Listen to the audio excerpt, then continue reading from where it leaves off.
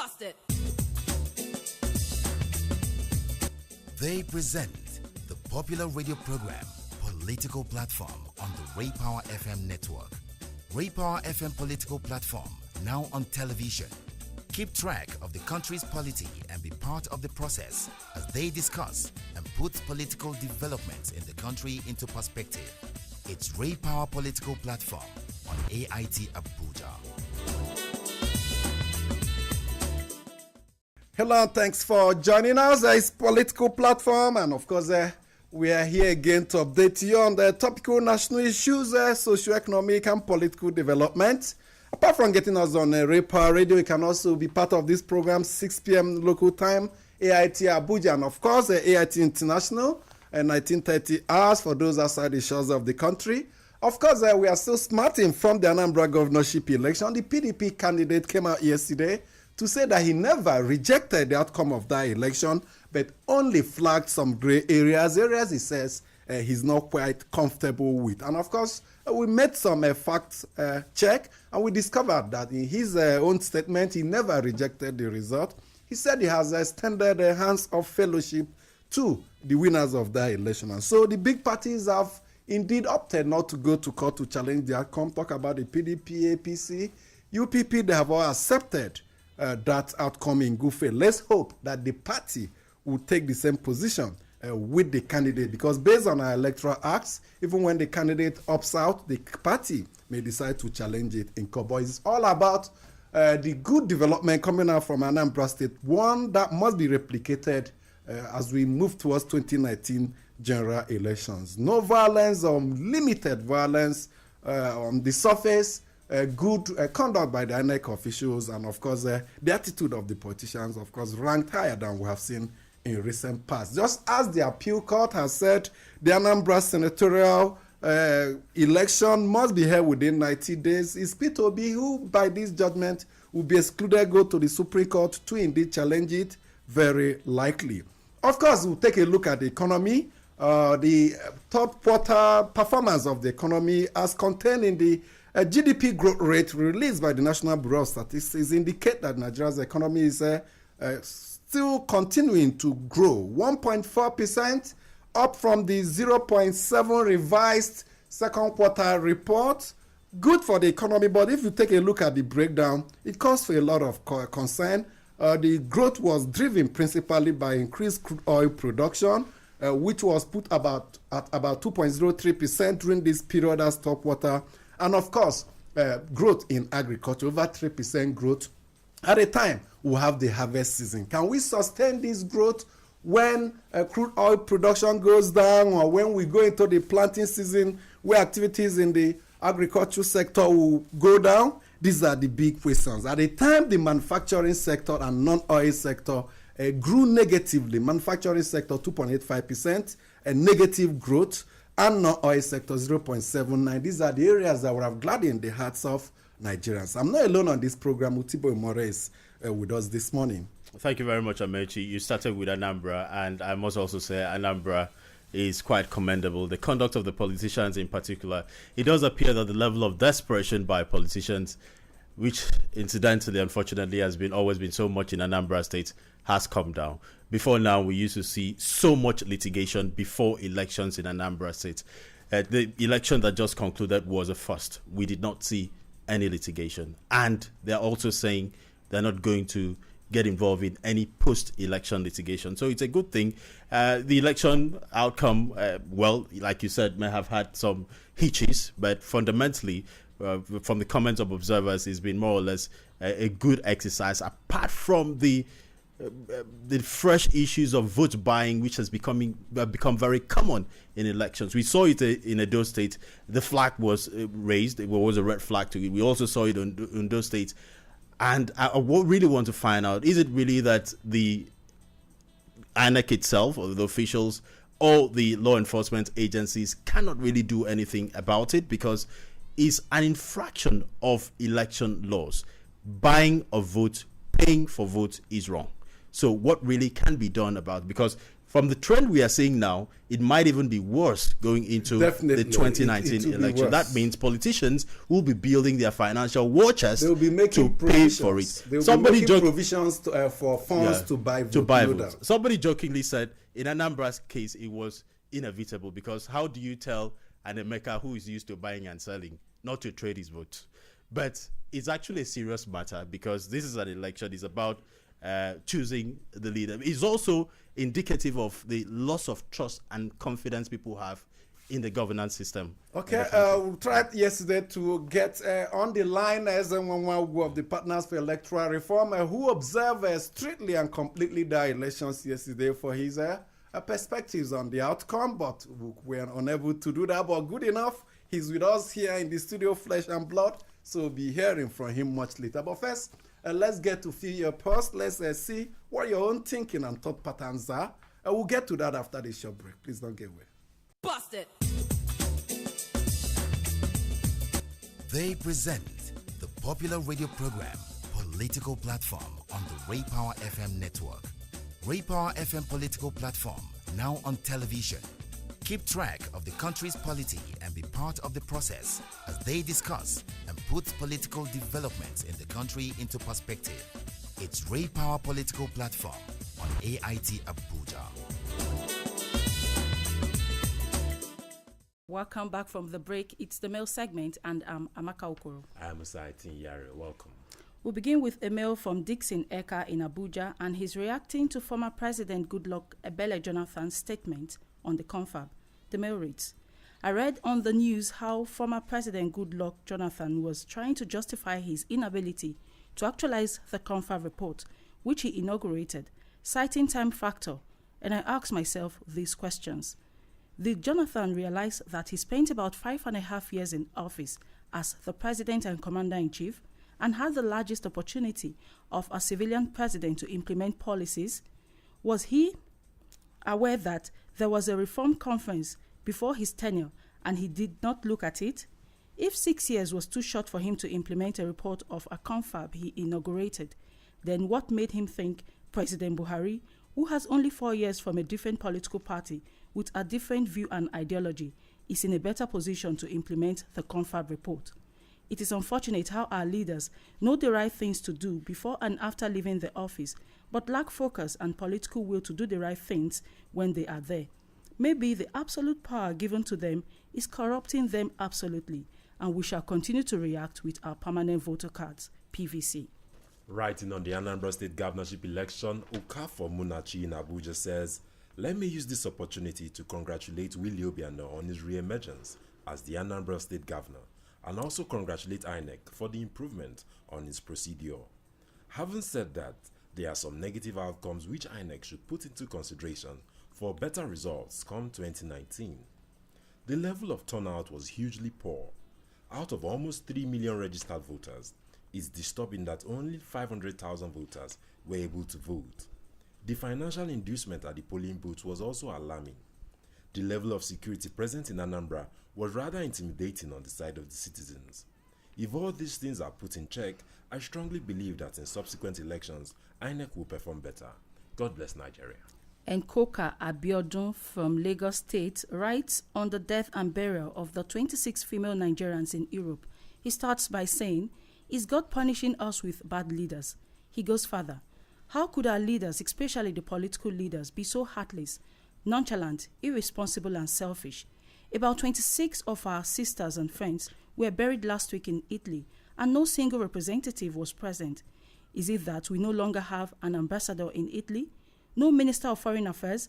No presidential advisor on the diaspora? Were they ashamed of going there, or was it because they were not directly affected by their death? Let them remember that their bad governance highly contributed to these girls seeking for greener pastures in Europe, which eventually led to their death. And this is how we wrap it up on today's mail segment. Keep sending your contributions to us. Send them through to us to politicalplatform@yahoo.com. Thank you so much for your mails. Of course, the former President Goodluck Jonathan, who turned 60 yesterday, talked about, of course, even before yesterday, the reasons why, of course, he was unable to implement the 2014 National Conference report. Of course, our listener there making reference to it. I recall that the conference report came in 3 parts. Those that require constitutional amendment, those that require amendment of acts already passed by the parliament, and those that by way of policies and programs the government can easily and readily implement. The former president said he didn't have the time. 6 to 8 months left before his tenure to end before the report came, and so his hands were tied. So he said, but I asked, what about the last part of the recommendations? Those that policies and programs by executive fiat could have been implemented. He did not implement it. Maybe subsequently he may wish to give us reasons why those easy ones, they are called low-hanging fruits. You don't need to look for help. You just stretch your hands up and you grab the ripe fruits, and of course you begin to devour. He failed to do that. Ezenwa who was a member of the National Conference, he participated actively, and we'll begin by asking him his reaction to, of course, this issue of non-implementation of the National Conference report. Well, I think it's normal for leaders to hoist regime of excuses, especially when it has to do with the religion of duty. You just captured it. The report has 3 important parts. Those of policy that could influence policy were very clear, and some of them are already being implemented. The Transport Committee, for instance, talked about the dualization of the carriageway in our airport. That's already been done, you know. That second runway. Second runway, of the Abuja airport. Some of these ones don't require legislation. They don't require constitutional intervention for that to happen. But I think we should move on. What's important is that leadership must begin to address those issues that affect the well-being of citizens. And like Tibe said, if you even crisscross into Anambra, you will find out that part of the challenge you have is that people are losing confidence in democracy. And you know, Doctor, that conversation is already going on. Is this democracy working for our citizens? Do they think it is even relevant for their day-to-day life? Those are some of the issues going forward we will need to engage. So at a point in time, even members of the conference started gathering together to force the implementation. And I said, as a pressure group. And I asked myself, if somebody asks you to write a letter for him, and you write the letter, do you follow the letter to its destination? So we need to, even as citizens, take that report, understand it, take those ones that are actionable, and put them on the front burner. Now let's go further back with Tibe. In 1994-95, the late Sani Abacha also constituted a constitutional conference that was never implemented. But one key recommendation that came out from that was the organizing political activities, governmental activities to an extent based on the 6 geopolitical zone. That was the first time it came. And it was the idea, the brainchild of late former Vice President Alex Ekwueme. These are some of his legacies that will, of course, outlive him and outlive his name. From the way we are going, the way things are playing out, Nigeria's future federation may take the shape of that 6 geopolitical zones, even when it is not yet enshrined on our laws and our constitution. True. We started hearing the South-South zone. That's when it became quite a part of not just the other zones we knew, the regions we knew. That also became tried to create some distinction for itself. But I agree with Nwagu that yes, there were certain things that the former president needed to have done. Also remember that it wasn't just the aspects which he could have done, which you have termed the low-hanging fruit. There was also the Constitution amendment bill that was passed by both chambers of the National Assembly. There was harmonization. It was right before him, but he didn't sign it because of few issues he had in the document. And some of those constitutions that were amended took into consideration recommendations of the conference. And as at then, the media report was that the then Attorney General of the Federation, Mohammed Bello Adoke, who is right now not in the country since been out of the country after that regime ended, advised the president at the time not to, and the president yielded, and almost everything in that amendment was lost. That's why we had to go through a fresh round on everything. But we have a new president on ground. People have set up pressure groups to push for the implementation of it. Like they say, government is a continuum. the president himself has said we have mechanisms in place to ensure that the agitations people are agitating about, that the federation we are having now is not working, restructuring or whatever names they call it, there are institutional mechanisms to do that. But the president has also been more or less aloof, taking steps himself to show that he's actually very interested in addressing some of these issues. And that's why people are saying, well, the president could also look at those low-hanging fruits, which the other one didn't do. He too can also take some of those things he has said and no, do it themselves. You have chapter 2 in our constitution that you said is not is not justiciable. But the courts have pronounced against that national conference talked about justiciability of chapter 2. That's the economic and social rights. So even the elites are dodging that conversation. If you go to that chapter 2 and look at it thoroughly and make them justiciable, you'll be so shocked that some of the pressure that is being put on the federation would naturally, because it simply says you have responsibility to provide free education from at primary, least at the basic level. So okay, and the argument have is a responsibility to provide jobs and all of those things. So if you are able to do and that, if you don't provide this, the citizen can sue. So once you say okay, you will do that when practicable, and then humongous amount of the resources of the people are being stolen every day, and you know it, that if you had ploughed that money into them, there will be so little for anybody to steal. So chapter 2 for me, which is also part of the recommendation of the national conference, is also important for advocacy. So those who talk about restructure according to their own definition of what they think. Sometimes you hear people say 1960 is El Dorado, and then you ask yourself why they were there, and all of that. So it's a more, we already have what we need. We just action it, and then you see some of the pressures. Okay, Utibe mentioned of the role played by the former Attorney General and Minister of Justice Mohammed Adoke in advising former President Goodluck Jonathan not to assent to the Constitutional Amendment Bill. Some reports had it that the president even signed it, but Adoke put his feet down and said this was not going to. You know there are electoral reform these things that the president signed on March 15th. Not even the members of the National Assembly were aware that. So you also see some of those things recorded again in amendments, things that are already been signed because of the manner in which they were shrouded in secrecy. Okay, let's go to Anambra State. While you were there, spent a lot of time there. Let's start from the negative point. The issue of vote buying flew over. Utibe erroneously accused my people of being more. They are very politically ambitious. Yeah, well, like of course, he started to be from positive, Edo, and he started from also experiencing in Ondo State. But the fact is that this is coming at a time we are seeing less of ballot box snatching, talks disrupting the electoral process. It appears we have moved from one phase of electoral fraud to another. Maybe the introduction of the card reader.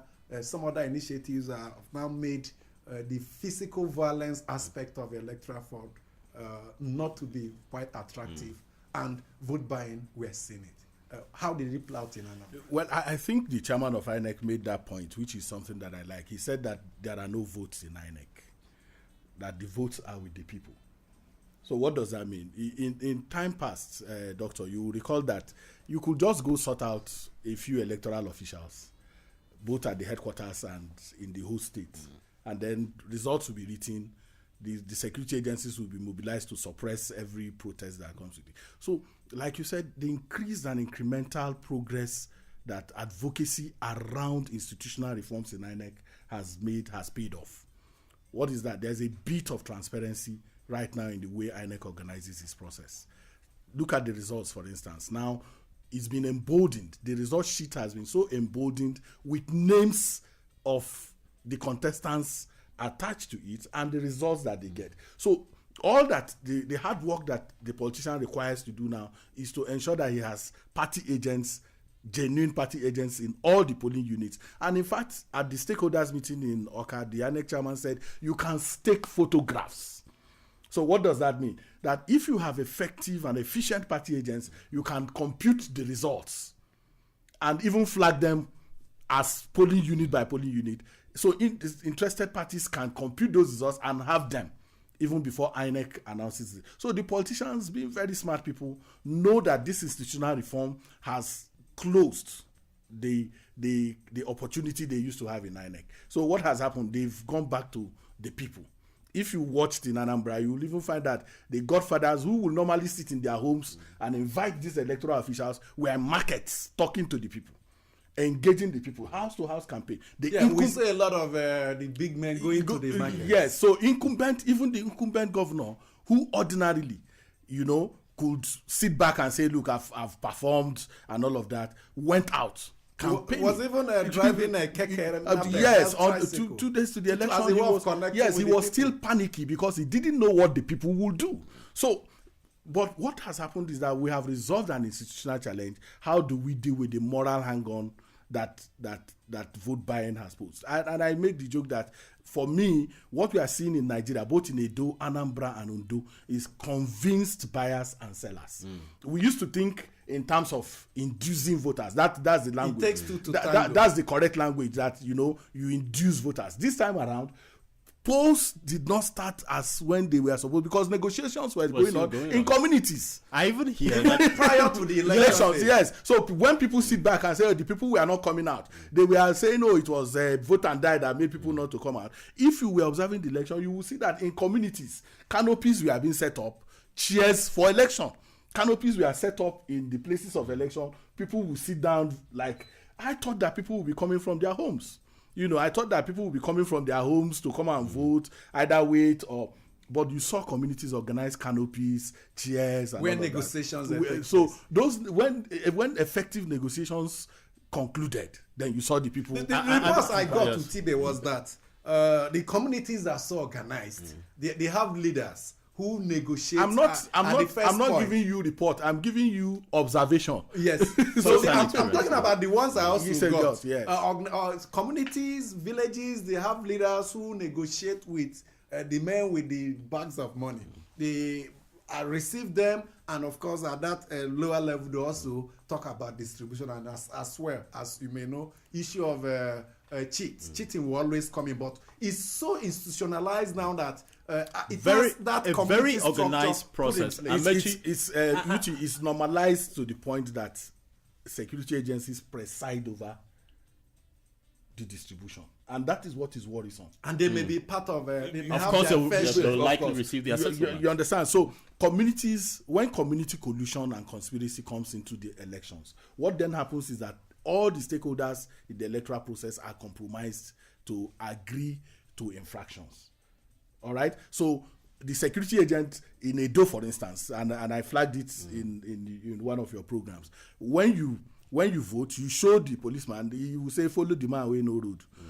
He will point to the person you should follow to, and the dominant political parties stationed their vehicles conspicuously, and everybody saw them. And in Anambra, it wasn't any different. There was no fight, there was no quarrel. You are here, this one is here. Sometimes people even rejected higher monies to go for a lower one because they felt that was where their bread was. But all of this points to the fact that people are saying in clear terms, to hell with roads, to hell with infrastructure, to hell with everything. Give me 500 naira.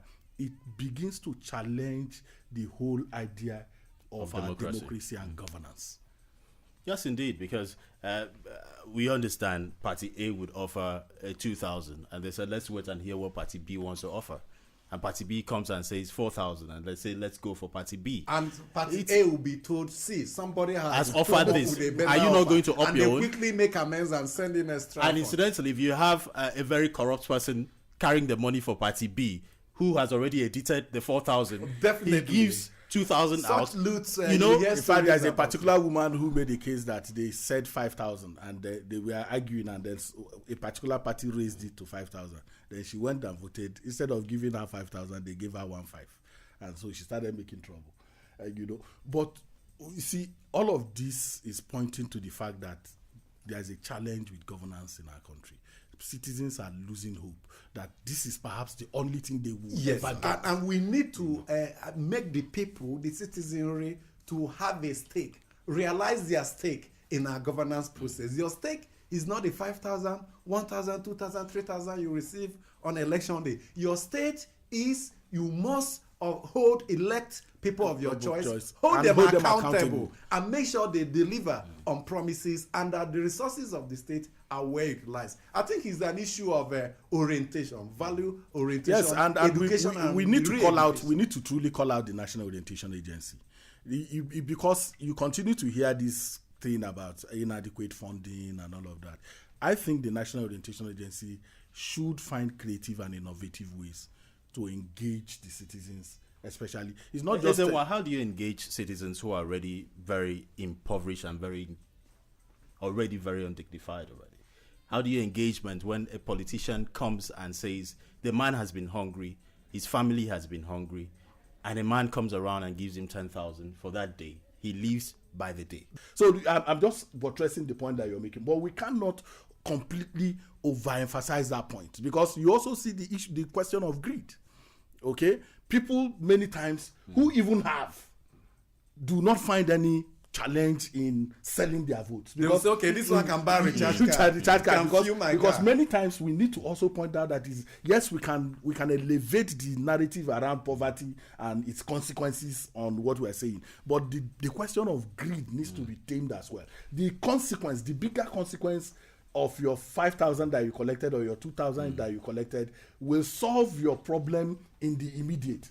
But the bigger consequence will be that if your wife is about to deliver and there is no functional health facility within your community, your 10,000 can no longer solve that problem. The much we can take on today's edition, but of course you can bet this discourse would continue. 2019 must come and go without the issue of vote buying. We can't afford to elect people who can easily buy our conscience. Thank you so much, my name is Amici, and I thanks for being part of it too. Let's see you on Wednesday. Bust it!